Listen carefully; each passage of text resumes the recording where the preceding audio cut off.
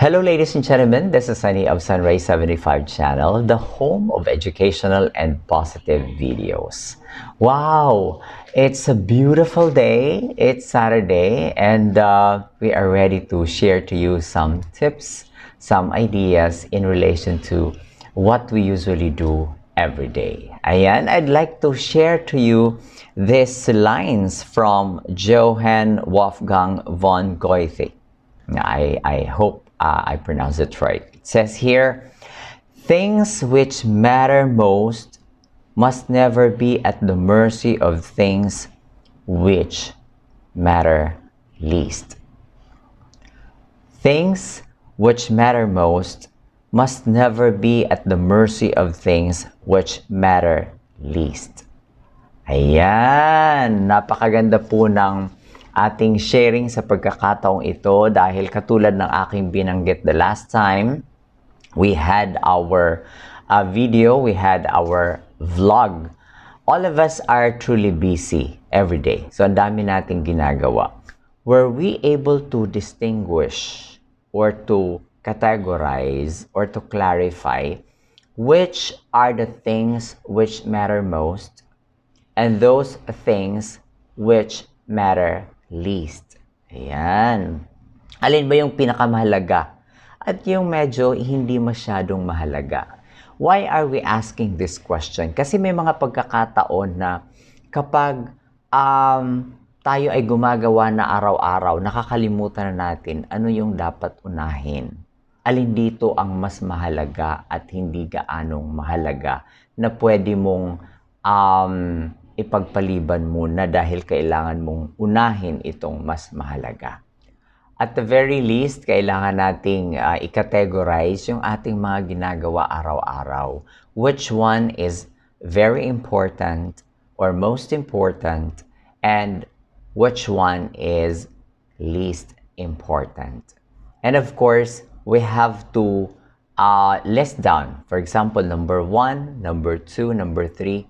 These are the things that I'm going to do today. Ayan, ilista natin. At yung makailangan nating unahin ay dapat unahin.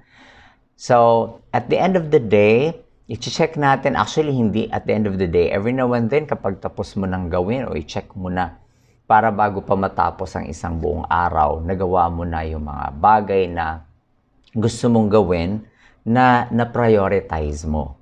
And then, isunod mo na yung mga less priority mo, pero kailangan gawin din. So, can you imagine if you're going to continue to do this habit, this practice, no? What will happen to you? Can you imagine in a month or 2, in a year, in 3 years, in 5 years, what will happen to our lives? Talagang we're going to have a life that has a lot of achievements, a lot of things that we were able to accomplish. Why? Because we were able to set that habit, no? At naging practice na natin siya, no? And I just remember from James Clear, he said that if you want to establish a habit so that it becomes part of your daily practice, you have to do it for at least 28 days. And after that, hindi ka na mahihirapang gawin yung practice mo because it becomes part already of your activity. It becomes part already of your habit. Ayan. So, ladies and gentlemen, we hope we could have that as part of our practice. Una, kailangan natin magplano at doon sa ating plano, we have to categorize which is the most important and which is or which are of less importance. And when you list those things, no, pag nagawa na natin, we have to check them. And then at the end of the day, tingnan natin ano yung nagawa natin at hindi natin nagawa. Probably yung ibang mga hindi nagawa, we can put them to the next day's plan. Ayan.